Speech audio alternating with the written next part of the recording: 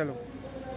ਸਤਿ ਸ਼੍ਰੀ ਅਕਾਲ ਜੀ, ਤੁਸੀਂ ਦੇਖ ਰਹੇ ਹੋ ਲਿਬਰਲ ਟੀਵੀ ਪੰਜਾਬੀ। ਮੈਂ ਹਰਦੀਪ ਸਿੰਘ ਗਹੋਣ ਤੇ ਇਸ ਸਮੇਂ ਅਸੀਂ ਮੌਜੂਦ ਹਾਂ 17 ਸੈਕਟਰ ਦੀ ਬੈਂਕ ਮਾਰਕੀਟ ਦੇ ਵਿੱਚ। ਜਿਸ ਤਰ੍ਹਾਂ ਤੁਹਾਨੂੰ ਪਤਾ ਹੀ ਹੈ ਕਿ 2 ਦਿਨ ਦੀ ਜਿਹੜੀ ਬੈਂਕਾਂ ਦੀ ਹੜਤਾਲ ਚੱਲਦੀ ਪਈ ਹੈ ਤੇ ਇਸ ਵੇਲੇ ਇਸ ਤੋਂ ਪਹਿਲਾਂ ਤੁਹਾਨੂੰ ਅਸੀਂ ਜਿਹੜੀ ਹੜਤਾਲ ਦੀ ਰੈਲੀ ਕੀਤੀ ਜਾ ਰਹੀ ਹੈ 17 ਦੇ ਵਿੱਚ, ਉਹਦੇ ਵੀ ਤੁਹਾਨੂੰ ਫੁਟੇਜ ਦਿਖਾ ਲਈਆਂ। ਤੇ ਹੁਣ ਸਾਡੇ ਨਾਲ ਜਿਹੜੀ ਜਥੇਬੰਦੀ ਇਹ ਹੜਤਾਲ ਦੀ ਕਾਲ ਕੀਤੀ ਹੋਈ ਹੈ ਉਹਦੇ ਕਾਰਕੁਨ ਸਾਡੇ ਨਾਲ ਮੌਜੂਦ ਨੇ, ਇਹਨਾਂ ਨਾਲ ਗੱਲ ਕਰਾਂਗੇ। ਸਰ, ਜਿਸ ਤਰ੍ਹਾਂ ਅੱਜ ਤੁਹਾਡਾ ਦੂਜਾ ਦਿਨ ਹੈ ਹੜਤਾਲ ਦਾ, ਤੇ ਕਿੰਨਾ ਤੁਸੀਂ ਕਾਮਯਾਬ ਹੋਏ ਹੋ, ਉਹਦੇ ਨਾਲ ਲੋਕ ਕਿੰਨੇ ਕੁ ਪ੍ਰਭਾਵਿਤ ਹੋਇਆ, ਸਰਕਾਰ 'ਤੇ ਕਿੰਨਾ ਕੁ? देखो, जी साड़ी हड़ताल है पूरे देश के विच कल बहुत वड्डी सक्सैसफुल एक हड़ताल रही है और मैनू आस है अज का भी इतने इकट्ठ लोगों का जोश देखते हुए कि ये हड़ताल जी साड़ी 2 दिन की सी, ये बहुत वड्डी एक सक्सैसफुल हड़ताल रहने वाली है। ये बहुत ज़रूरी हो गई सी हड़ताल, क्योंकि पब्लिक सैक्टर बैंक जोड़े ने वो इस देश की रीढ़ की हड्डी ने। जिन्नी भी तरक्की है इस देश के अज तक हुई है ਉਹਦੇ ਵਿੱਚ ਬਹੁਤ ਵੱਡਾ ਯੋਗਦਾਨ ਜਿਹੜਾ ਹੈ ਉਹ ਪਬਲਿਕ ਸੈਕਟਰ ਬੈਂਕਾਂ ਦਾ ਰਿਹਾ ਹੈ। ਜਦੋਂ ਪਬਲਿਕ ਸੈਕਟਰ ਬਣਾਏ ਗਏ ਸੀਗੇ ਬੈਂਕ 1969 ਦੇ ਦੌਰ ਦੇ ਵਿੱਚ, ਉਹ ਇਸੇ ਲਈ ਬਣਾਏ ਗਏ ਸੀ ਕਿ ਉਦੋਂ ਕਲਾਸ ਬੈਂਕਿੰਗ ਹੁੰਦੀ ਸੀਗੀ ਤੇ ਉਹ ਕਲਾਸ ਬੈਂਕਿੰਗ ਨੂੰ ਮਾਸ ਬੈਂਕਿੰਗ ਉਹਨਾਂ ਨੇ ਕਰਨਾ ਸੀਗਾ ਤਾਂ ਕਿ ਜਿਹੜੀਆਂ ਬੈਂਕਿੰਗ ਦੀਆਂ ਸੁਵਿਧਾਵਾਂ ਨੇ ਉਹ ਜਨ ਨੂੰ ਮਿਲ ਸਕਣ, ਹਰ ਭਾਰਤੀ ਨਾਗਰਿਕ ਜਿਹੜਾ ਹੈਗਾ ਉਹਦਾ ਉਹ ਫਾਇਦਾ ਚੱਕ ਸਕੇ। ਇਸ ਕਰਕੇ ਇਹ ਉਦੋਂ ਕਲਾਸ ਬੈਂਕਿੰਗ ਤੋਂ ਮਾਸ ਬੈਂਕਿੰਗ ਬਣਾਈ ਗਈ ਸੀ।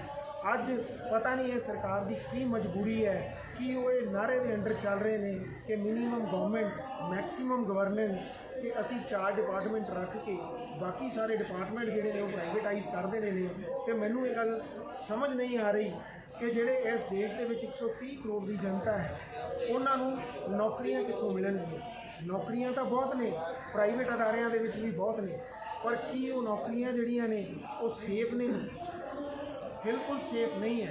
असी पिछे जे देखा जिन्ने भी बैंकों के असी डाटा मंगाया उत्थे चाहे कोई क्लैरिकल कैडर के इंटरव्यू देना आया या प्रोबेशनरी अफसर कोई उत्थे इंटरव्यू देना आया, वो बहुत सारे बच्चे ऐसे सीगे जिहड़े इन्फोसिस, TCS, विप्रो या होर वड्डियां कंपनियां दे विच नौकरियां ऑलरेडी कर रहे हैं और उन्हां दी तनख्वाह का पैकेज उत्थे बहुत वधिया चल रहा है। फिर भी वो उत्थों छड्ड के घट तनख्वाह के पब्लिक सैक्टर बैंकों को ज्वाइन करना चाहते हैं। यदा मतलब किते ना किते अजिहा की मेन कारण की लगता है, अजिहा क्यों करना चाहते लोग? किते सिक्योरिटी है, जॉब सिक्योरिटी है, इत्थे कोई हायर एंड फायर पॉलिसी नहीं है। इत्थे सारिਆਂ ਨੂੰ ये पता है कि मेरी नौकरी पक्की है, इस देश ने मैनू, इस सरकार ने मैनू नौकरी दी है, मैं इस देश लिए काम कराँगा, करता रहा वा, अगे भी करता रहांगा। सरकार का कहना तो उल्टा है, वो कहते जो बैंक है साढ़े ते बोझ बने हुए हैं तो लोगों को बेहतर सेवावां देने वास्ते असीं ये कदम चुके। देखो, बोझ तदे ही बैंकों को कहा जा सकता है जे कोई बैंक नुकसान दे विच हो।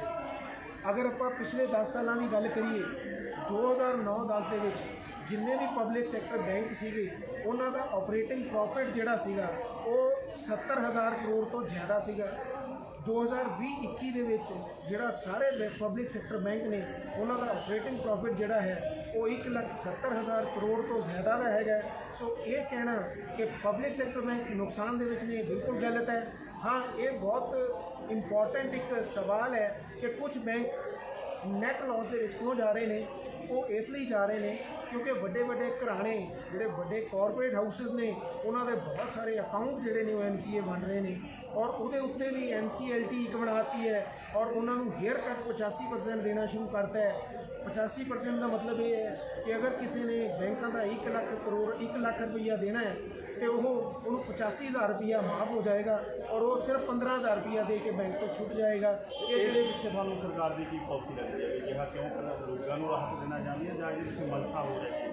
नहीं, मंशा किते ना किते होर है, या तो वड्डे घराणियां नूं कुछ ना कुछ फायदा पहुँचाना है तो या जिहड़ा उन्हां दा नारा है कि मिनीमम गवर्नमेंट मैक्सीमम गवर्नेंस वो उहदे ते काम कर रहे हैं।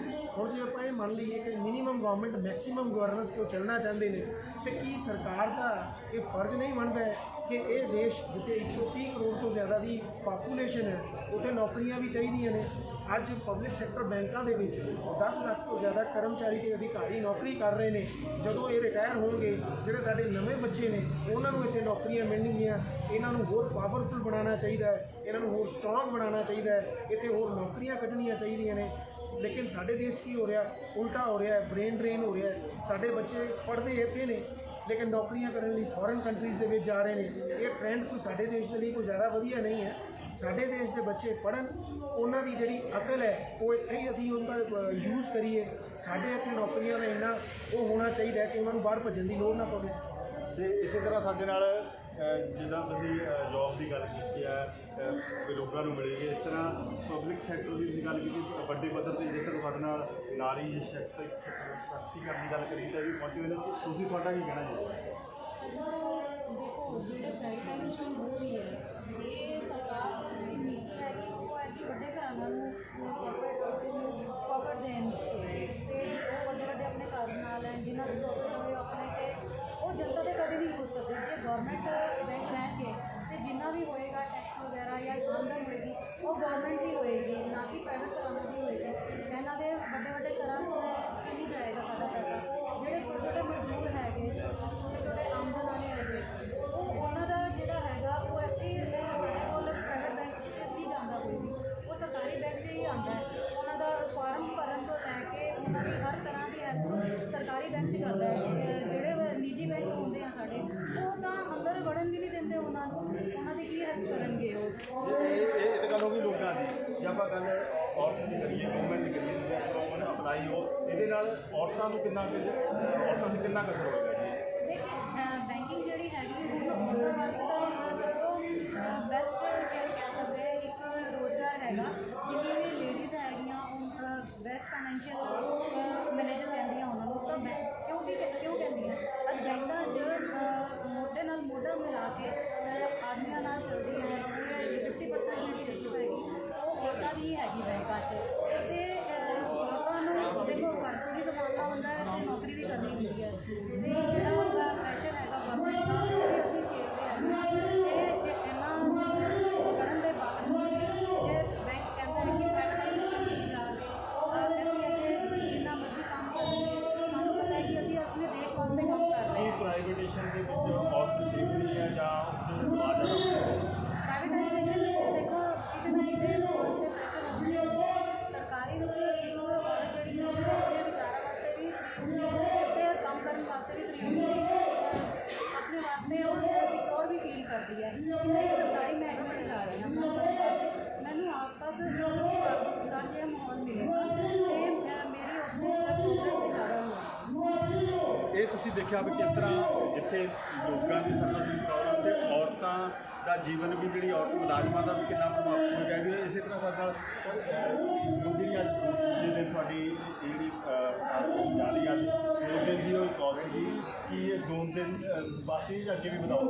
बिल्कुल, योग की अगली जो मीटिंग होने वाली है उसमें मैं डिसाइड करेंगे कि आगे आने वाले समय में अपने धंधे को, अपने प्रोडक्शन को कैसे आगे बढ़ाएं, जिससे जो हमारी बहरी सरकार है उसके कानों तक आवाज़ जाए और सरकार हमारी मांगे, हमारे देश की मांगे, हमारे आम आदमी, गरीब आदमी की मांगे सुने, ना कि कुछ घरानों की मांगे सुने जो बैंक को खरीदने के लिए खड़े हो। पर सरकार के हम पिछले समय में देखी जाए किसान की बैठी रही, बहुत सारी जथेबंदियां ने भी हड़ताल की, व्यापारियों ने की।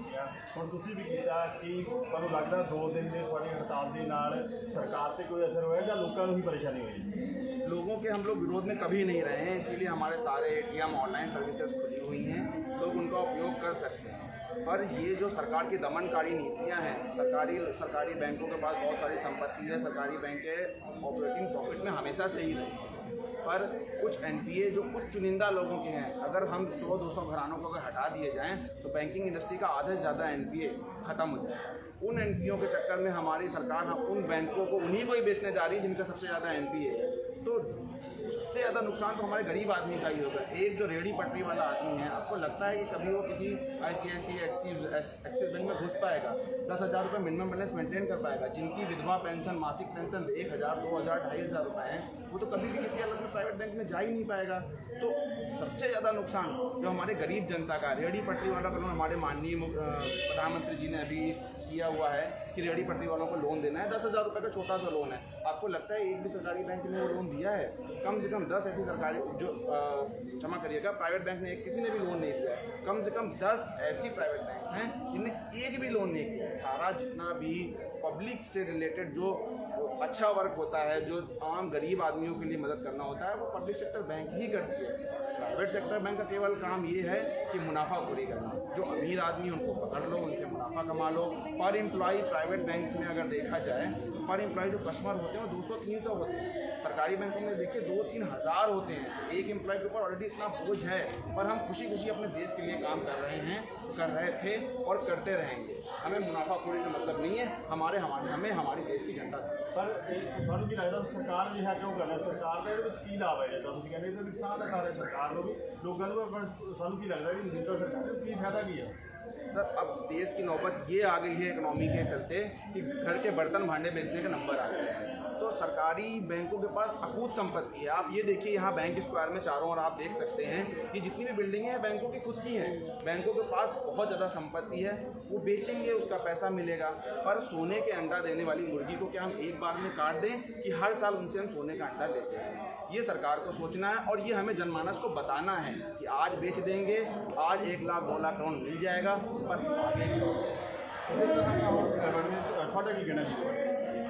सर, प्राइवेटाइजेशन के लिए सबसे ज़्यादा नुकसान आम जनता को ही है। कहा जाता है कि राजा का बेटा राजा बनेगा, गरीब का बेटा गरीब बनेगा। ये कहावत भी सत्य हो जाएगी अगर प्राइवेटाइजेशन हुआ। क्योंकि अगर हम देखते हैं कि अगर यहाँ पे प्राइवेटाइजेशन हुआ तो नौकरियाँ एक जो निम्न मध्यम वर्गीय लोग हैं या मध्यम वर्गीय लोग हैं या एक दलित वर्ग है, उसको कैसे नौकरी मिलेगी? एक बंदा जो अपना बहुत ही गरीब है, वो चाहता है कि वो अपने स्टैंडर्ड को या अपने सामान्य जनजीवन में जीवन रेखा गुजार सके, वो एक नौकरी पाना चाहता है। क्या प्राइवेटाइजेशन के बाद ऐसी नौकरियां उन लोगों को मिल पाएंगी? क्या वो एक जीवन रेखा वाली लाइन को पार कर पाएंगे? तो वो बहुत ज़्यादा नुकसान आम जनता को ही है। तो गवर्नमेंट की बहुत सारी नीतियाँ हैं, वो सारी नीतियाँ पब्लिक सेक्टर के बैंक द्वारा ही निभाई जाती हैं। पहले भी हमने फाइनेंशियल इंक्लूजन और मुद्रा जैसे लोन पब्लिक सेक्टर बैंक ने ही सबसे ज़्यादा किए हैं। अभी जो नीतियाँ चल रही है PM स्वनिधि, जो आपको रेडी वाले या आपको जो वो फुटकर लोगों को देना है, वो भी सारी नीतियाँ आपकी पब्लिक सेक्टर बैंक ही कर रहा है। ਪਰ ਸਰਕਾਰ ਦਾ ਕਹਿਣਾ ਹੈ ਪਹਿਲਾਂ ਵੀ ਜਿਹੜੀ ਨੀਤੀਆਂ ਅਸੀਂ ਲੈ ਕੇ ਆਏ ਸੀ ਲੋਕਾਂ ਦੇ ਸਹਿਯੋਗ ਲਈ ਲੈ ਕੇ ਆਏ ਸੀਗੇ, ਹੁਣ ਵੀ ਜਿਹੜੀਆਂ ਇਹ ਨੀਤੀਆਂ ਲੈ ਕੇ ਖੜੀਆਂ ਲੋਕਾਂ ਦੇ ਫਾਇਦੇ ਵਾਸਤੇ, ਕਿਉਂਕਿ ਇਹ ਜਿਹੜੇ ਹੁਣ ਬੈਂਕ ਜ਼ਿਆਦਾਤਰ ਜਿਹੜੇ ਸਰਕਾਰ ਦੇ ਬੋਝ ਬਣਦਾ ਜਾ ਰਹੇ ਆ ਤੇ ਲੋਕਾਂ ਨੂੰ ਬਿਹਤਰ ਸੇਵਾਵਾਂ ਦੇਣ ਵਾਸਤੇ ਅਸੀਂ ਜਿਹੜੀ ਇਹ ਨਵੀਂ ਨੀਤੀ ਲੈ ਕੇ ਆਏ ਹਾਂ। सर, इससे सबसे ज़्यादा जो फ़ायदा होगा वो कॉर्पोरेट घराने को होगा। अगर आप किसी चीज़ को अपना बेस देते हो तो एक इनसिक्योरिटी भी लोगों में रहेगी और एक मैनेजमेंट की जो तानाशाही होगी वो बढ़ जाएगी। तो जो गवर्नमेंट की जो पॉलिसीज़ हैं वो शायद एम्प्लॉइज़ और आम जनता पर नहीं हो पाएंगी। एम्प्लॉइज़ भी उतनी सिक्योरिटी से और उतने ही खुलेपन से काम नहीं कर पाएंगे, क्योंकि उनके ऊपर एक मैनेजमेंट का दबाव रहेगा, क्योंकि कॉर्पोरेट घराना से बिजनेस चाहते हैं। हमारा पब्लिक सेक्टर का एक काम होता है कि जनमानस तक हमारा अकाउंट खोले। जैसे जनधन खोलना है, हमारे यहाँ के जो पब्लिक सेक्टर के कर्मचारी अधिकारी ने गाँव में जाकर मतलब ब्रांचेस में जाकर कैंप लगा के हज़ारों की संख्या में जीरो अकाउंट बैलेंस के खाते खोले। उनका कोई मोटिव नहीं था कि उससे कोई बिजनेस मिलेगा। उसका ये था कि कोई भी ऐसा बंदा जिसका कोई अकाउंट ना हो, एटलीस्ट वो अपने यहाँ जमा पूंजी बैंक में सुरक्षित कर सके और उसके अपने भविष्य को अपने सुधार सके। तो ये सब चीज़ें प्राइवेट बैंक कभी नहीं करेंगे। ऊपर से उनके कुछ इंट्रेंस चार्जेस होंगे, सेविंग बैंक में मिनिमम बैलेंस चार्जेस होंगे, वो भी बहुत ज़्यादा होंगे, 5,000 10,000। वो भी एक नॉर्मल मध्यम वर्गीय को कभी नहीं कर पाएगा। इनमें बहुत सारी नीतियाँ जो होती हैं ये लोग नहीं देते हैं, जो पब्लिक सेक्टर बैंक हमेशा ही रहते हैं, क्योंकि उनका जो मोटिव होता है आम जनता को एक सामान्य समाजवाद का जो नारा होता है वो पब्लिक सेक्टर बैंक ही देता है। ਇਹ ਤੁਸੀਂ ਦੇਖਿਆ ਜਿਹੜਾ ਚੰਡੀਗੜ੍ਹ ਸੈਕਟਰ 17 ਦੇ ਵਿੱਚ ਹੜਤਾਲ ਦਾ ਦੂਜੇ ਦਿਨ ਵੀ ਜਿਹੜੀ ਇੱਕ ਕਾਰਕੁਨ ਪਹੁੰਚੇ ਹੋਏ ਆ ਵੱਖ-ਵੱਖ ਟੈਕਾਂ ਦੇ ਉੱਤੇ ਪੂਰੀ ਜਥੇਬੰਦੀ ਵੱਲੋਂ ਜਿਹੜੀ 2 ਦਿਨ ਦੀ ਕਾਲ ਸੀਗੀ, ਇਹਨਾਂ ਨੇ ਦੱਸਿਆ ਵੀ ਕਿਸ ਤਰ੍ਹਾਂ ਸਰਕਾਰ ਜਿਹੜੀ ਪਬਲਿਕ ਸੈਕਟਰ ਦੇ ਬੈਂਕ ਹੈ ਉਹਨਾਂ ਦਾ ਪ੍ਰਾਈਵੇਟੇਸ਼ਨ ਕਰਨਾ ਚਾਹੁੰਦੀ ਹੈ। ਇਹਨਾਂ ਦਾ ਕਹਿਣਾ ਇਹ ਹੈ ਇਕੱਲੇ ਬੈਂਕ ਮੁਲਾਜ਼ਮ ਨਹੀਂ ਪ੍ਰਭਾਵਿਤ ਹੋਣਗੇ, ਇਹਦੇ ਨਾਲ ਜਿਹੜਾ ਆਮ ਜਨ ਜੀਵਨ ਹੈ ਉਹ ਵੀ ਪ੍ਰਭਾਵਿਤ ਹੋਏਗਾ। ਇਹਨਾਂ ਨੇ ਬੜੇ ਵਿਸਤਾਰ ਦੇ ਵਿੱਚ ਇਹ ਸਾਰੀ ਗੱਲ ਦੱਸੀ ਹੈ। ਹੁਣ ਇਹ ਆਉਣ ਵਾਲਾ ਸਮਾਂ ਹੀ ਦੱਸੇਗਾ ਕਿ ਇਹਨਾਂ ਦੀ ਹੜਤਾਲ ਤੋਂ ਬਾਅਦ ਸਰਕਾਰ ਦਾ ਕੀ ਐਕਸ਼ਨ ਹੋਏਗਾ ਤੇ ਇਹ ਆਪਣਾ ਅਗਲਾ ਪਲਾਨ ਕੀ ਲੈ ਕੇ ਆਉਣਗੇ। ਜਿਸ ਤਰ੍ਹਾਂ ਸਰਕਾਰ ਪ੍ਰਾਈਵੇਟੇਸ਼ਨ ਦੀ ਬਹੁਤ ਸਾਰੀ ਜਥੇਬੰਦੀਆਂ, ਚਾਹੇ ਕਿਸਾਨ ਹੈ ਜਾਂ ਵਪਾਰੀ ਜਥੇਬੰਦੀਆਂ, ਹੁਣ ਮੁਲਾਜ਼ਮਾਂ ਨੇ ਵੀ 2 ਦਿਨ ਦੀ ਹੜਤਾਲ ਕੀਤੀ ਹੈ। ਇਹ ਆਉਣ ਵਾਲਾ ਸਮਾਂ ਹੀ ਦੇਖੇਗਾ ਸਰਕਾਰ ਆਪਣੇ ਇਰਾਦਿਆਂ ਤੋਂ ਟਸ ਤੋਂ ਮਸ ਹੁੰਦੀ ਹੈ ਜਾਂ ਇਹ ਮੁਲਾਜ਼ਮ ਆਮ ਲੋਕ ਜਿਹੜੇ ਆ ਆਪਣੇ ਜਿਹੜੀਆਂ ਹੱਕਾਂ ਨੂੰ ਲੈਣ ਦੇ ਵਿੱਚ ਕਾਮਯਾਬ ਹੁੰਦੇ ਆ। ਇਸੇ ਤਰ੍ਹਾਂ ਤੁਸੀਂ ਸਾਡੇ ਨਾਲ ਜੁੜੇ ਰਹੋ, ਦੇਖਦੇ ਰਹੋ ਲਿਬਰਲ TV ਪੰਜਾਬੀ, ਲੋਕਾਂ ਦੀ ਆਵਾਜ਼ ਲੋਕਾਂ ਦੀ।